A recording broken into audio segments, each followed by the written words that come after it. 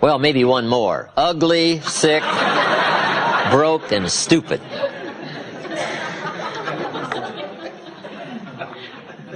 So to correct all that, here's number one. You've just got to know, because what you don't know will affect your economic future the next 3 years, 5 years. The book you miss will make a difference.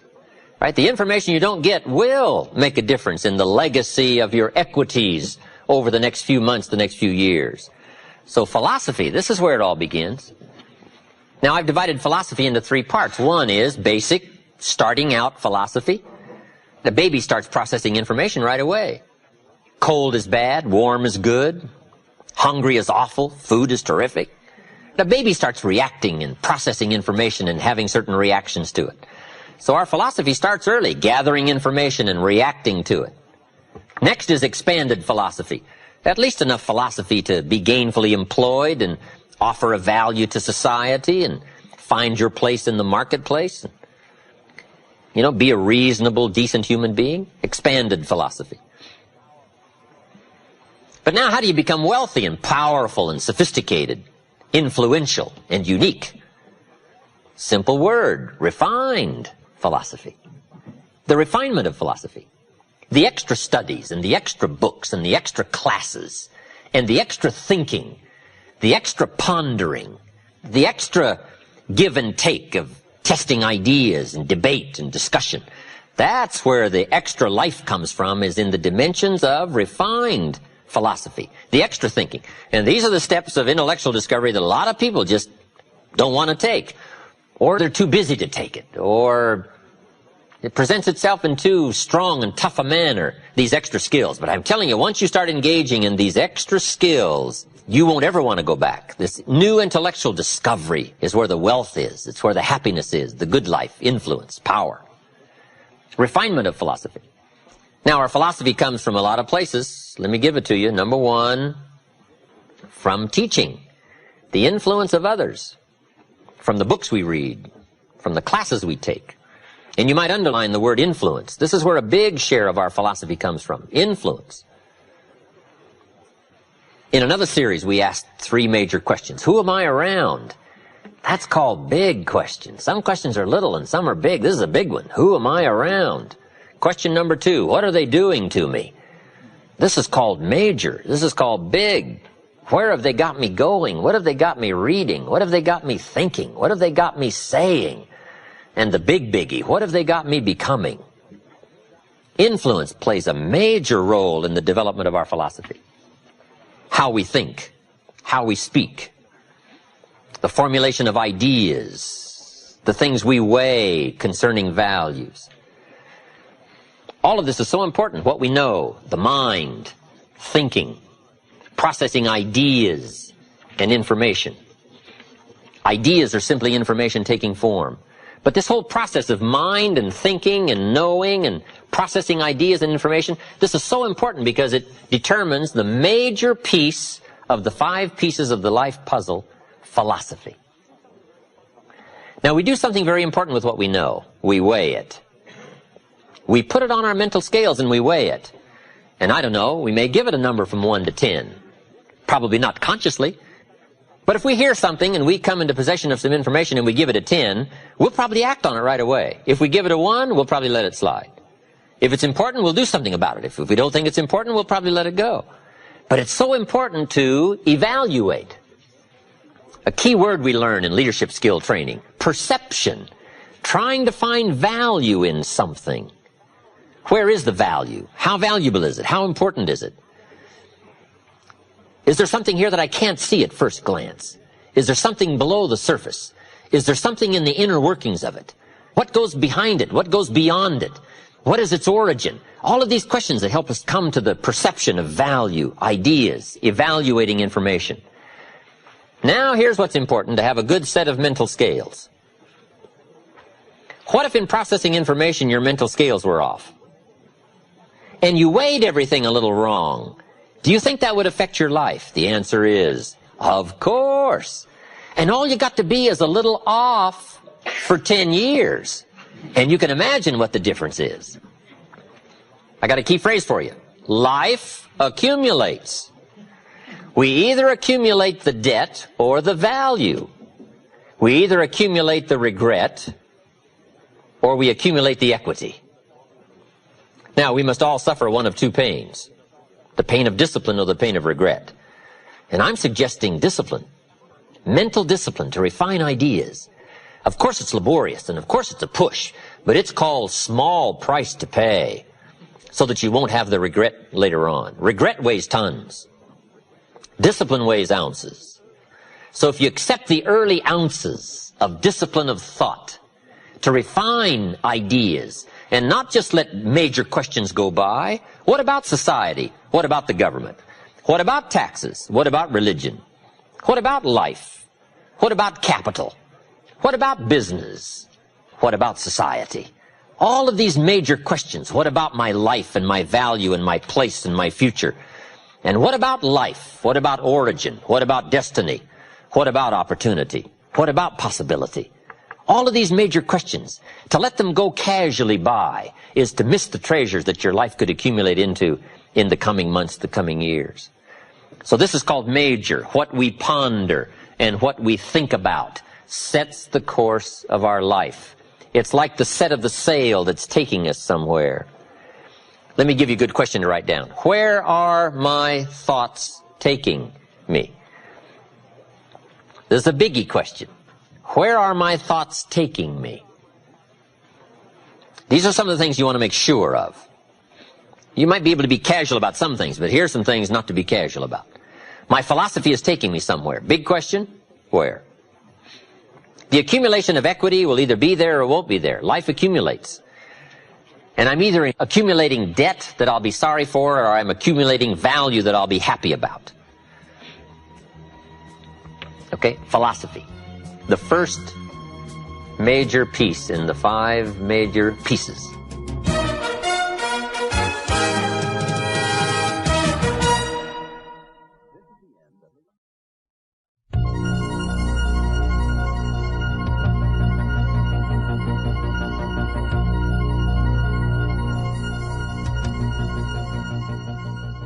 Here's number 2.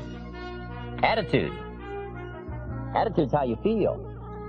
First of all, we're affected by what we know. Second, we're affected by how we feel about what we know. The emotional part now. This is a major part of the 5 pieces. How I feel. Now, there's a lot of different ways to feel. Here's one. If this is all they pay, I'm not coming early and I'm not staying late on the job. Right? We call that one way to feel. Isn't that a selection process? If this is all they pay, I'm not coming early and I'm not staying late. We call that your choice of attitude. Now, do you think that attitude, if you kept it for the next 5 years, would greatly affect your fortunes? The answer is, of course. You cannot escape the accumulated effect of the selection of your attitude. You can't escape it. So one of the major things to check is, how do I feel? And am I on track or off track with my attitude? Now, attitude's not that easy to fix. It's not that easy to get information. It's hard to look up attitude in the yellow pages. If you could put your car in the shop and go next door and get your attitude tuned, wouldn't that be nice, right? But where do you go? How do we engage in the kind of philosophical thinking that will refine our attitude to give us a chance for future fortune rather than what will be missing in the future? So this is big, attitude. Here's another attitude. No matter what they pay, I always come early and I always stay late to invest in my own future. We call that another attitude about the same job. Now, why would one person have one attitude, another person have another attitude? We call that mysteries of the mind. Right? I don't know. Everybody has to choose for themselves. Everybody has to decide by education. Now, if you didn't know what the consequences were going to be, it could be very easy to choose the wrong attitude and not discipline yourself to the right attitude. So a big portion of our life is affected by how we feel. Let me give you just a quick list about the feelings that affect our lives. Number 1, it's how you feel about the past. Boy, it's easy to carry the past as a burden instead of as a school. It's easy to let the past overwhelm you instead of let the past instruct you. How to feel about the past hurts and the past losses and the past difficulties and the times you failed and the times it didn't work, the accumulation of all of that. How you feel about that is going to greatly affect your future in your life. One of the major things that affects your life is how you feel about the future. Our life is affected by two major things. One is price and the other is promise. And it's not that easy to pay the price if you can't see the promise. I think kids are having problems these days trying to pay the price because they can't see the promise. But all of us wouldn't mind paying the price if we could have a clear view of tomorrow, next week, next month, next year. If we had the high assurance with great probability of how it's going to work out, do you think we would hesitate to pay? The answer is no. But everybody hesitates to pay if the future isn't clear. So to help the kids these days, we got to do two things. Help them to see the promise and help them pay the price. But we can pay if we can see. My karate instructor said, Mr. Rohn, you cannot believe the incredible feeling of walking down any city street unafraid. I said, let's get on with the classes, right? Hey, I will sweat. I will put myself through the paces, right? What would we do for an extraordinary promise? Answer, the most unbelievable things. Would you crack the books? Would you burn the midnight oil? Would you engage in the extra thoughts and the extra disciplines if the promise was adequate? And the answer is, of course. But who wants to read? Who wants to burn the midnight oil? Who wants to put themselves through the paces if the promise isn't clear? Important, price and promise. Here's number 3. It's how you feel about each other. It's so important. Attitude about society, country, state and city, community, family, enterprise, office, company, corporation, division. It's so important to have a unique understanding about other human beings and what makes a good life, what constitutes a good life. How you feel about each other. I've got a good phrase for you. You can't succeed by yourself. So to have a unique, refined sense of appreciation for each other is prerequisite. It takes each other to build a society. It takes all of us to build a country, to build a nation. It takes all of us to build a community. Key phrase, you can't succeed by yourself. I gave a speech not long ago to the Rotary Club of Culver City, California, and I was unusually affected by the Pledge of Allegiance that day. Big, strong voices. It's a big, strong club. And it was going through my mind the next few days, the Pledge of Allegiance. And the more I thought about it, the more I thought, what an important key document, right? The Pledge of Allegiance. And so I started writing, and I wrote a discourse on the Pledge of Allegiance. I took each key word and did a little summary for our Tape of the Month Club. Wow, the Pledge of Allegiance is unique. It starts with I and ends with all. The pledge starts with I and ends with all. It takes all of us to make any one of us successful. And a unique, refined appreciation of the all of us is what makes the I of us do much better. That appreciation of society. It takes all of us to make a market. We need each other's ideas and inspiration. And once you have that sense of appreciation of the all of us, now you and your place and your possibilities and your opportunities now start to really soar when you understand how important it is within the framework of the all of us. So you can't succeed by yourself. It's hard to find a rich hermit. Right? Now here's the big biggie. It's how you feel about yourself. That's major. Understanding self-worth is the beginning of progress. How valuable are you? What could you do if you had all the skills? If you took the extra classes and burned the midnight oil, what could you do? What true value could you become?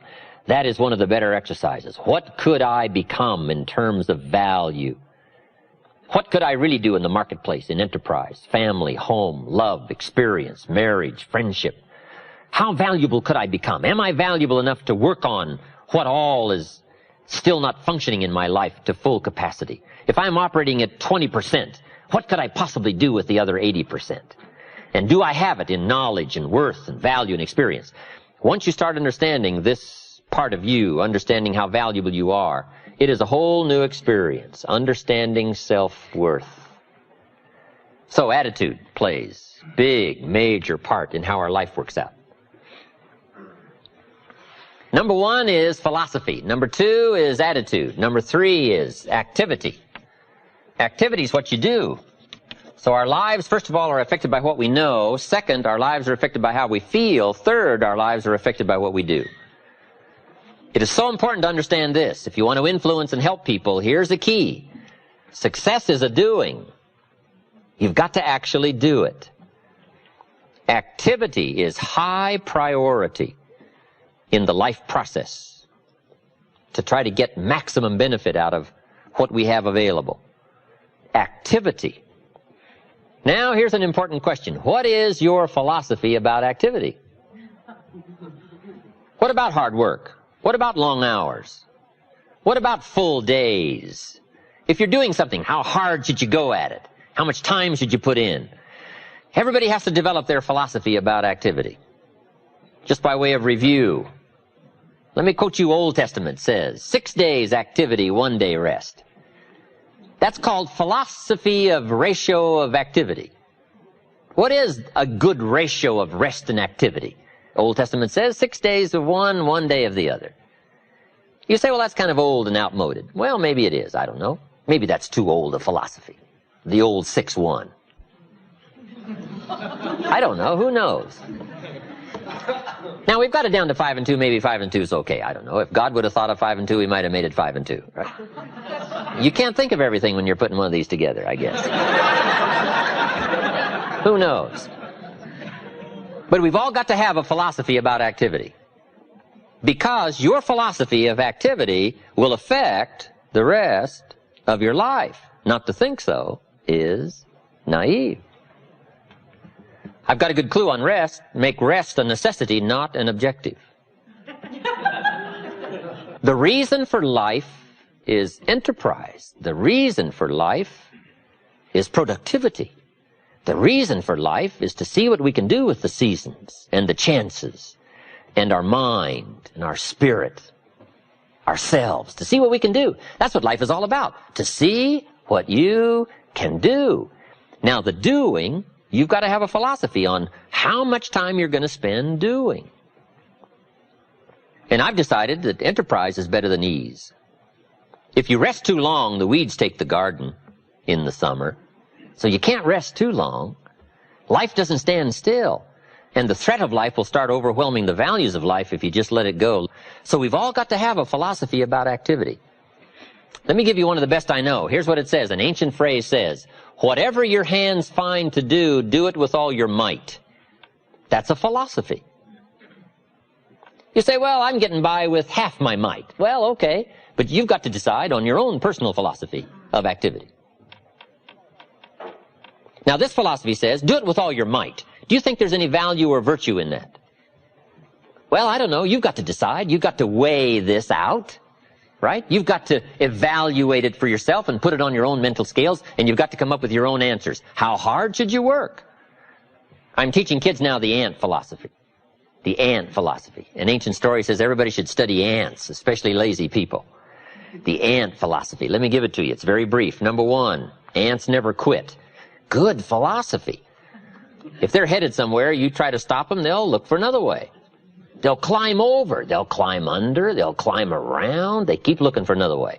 What a neat philosophy. Never quit looking for a way to get where you're supposed to go. Number 2, ants think winter all summer. That's an important philosophy. You can't be so naive as to think summer all summer. You say, well, isn't it nice? You can't think nice when it's nice. We will call you naive. An ancient story says, don't build your house on the sand in the summer. Why would we be given that advice? Because it's easy to build your house on the sand in the summer, but you must not be so disillusioned. So ants are smart. They think winter all summer. In the summer, you got to think storm. You got to think rock. You can't think sand and sun. Key philosophy. Number 3, ants think summer all winter. That's so important.